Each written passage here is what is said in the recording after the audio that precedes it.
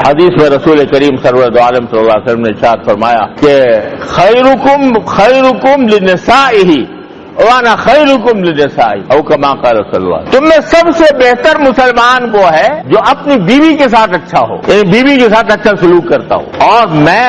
سب سے زیادہ اپنی بیوی کے ساتھ اچھا سلوک کرنے والا ہوں. اب اگر ایک شخص ہے 5 وقت کا نمازی ہے، صف اول میں آتا ہے، تکبیر اولیٰ قضا نہیں ہوتی اور نوافل پڑھتا ہے، تہجد پڑھتا ہے، لیکن بیوی کے ساتھ بس سلوکی کر رہا ہے، ناانصافی کر رہا ہے، بیوی کے جو حقوق اللہ تبارک بتا رہے شوہر کے اوپر ڈالے ہیں وَلَهُنَّ مِثْلُ الَّذِي عَلَيْهِنَّ بِالْمَعْرُوفِ، وہ حقوق ادا نہیں کرتا، ڈانٹتا پھڑکاتا ہے بلا وجہ، اس طریقے سے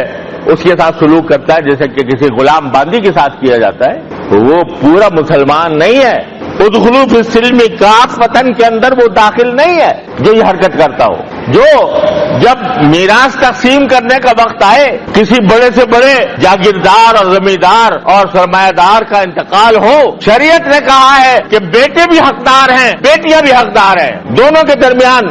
انصاف کے ساتھ اللہ کی مقرر کی ہوئی حدود کے اندر میراث تقسیم کرو. اب ایک آدمی نماز پڑھتا ہے 5 وقت کی، صف اول میں حاضر ہوتا ہے، تکبیر اولیٰ قضا نہیں ہوتی، تہجد پڑھتا ہے، جب میراث کی تقسیم کا وقت آتا ہے تو بیٹیوں کو محروم کر دیتا ہے. ہوتا ہے بھائی، یہ نہیں ہوتا.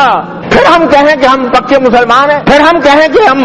اسلام میں پورے داخل ہو گئے. جن عورتوں کے حقوق تم نے پامال کیے ہوئے، جن عورتوں کے لیے نبی کریم سرور دو عالم صلی اللہ علیہ وسلم نے آخری جملہ جو ارشاد فرمایا، جو آپ کی زبان مبارک سے آخری سانس آنے تک آپ کی زبان پر جو نصیحت جاری رہی، وہ یہ جاری رہی الصلاۃ وما ملکت ایمانکم. کیا اللہ کے بندو، میں تو دنیا سے جا رہا ہوں، ایک تو نماز کا پورا خیال رکھنا، دوسرے جو تمہارے ماتحت ہیں ان کا بہت خیال رکھنا. ماتحت میں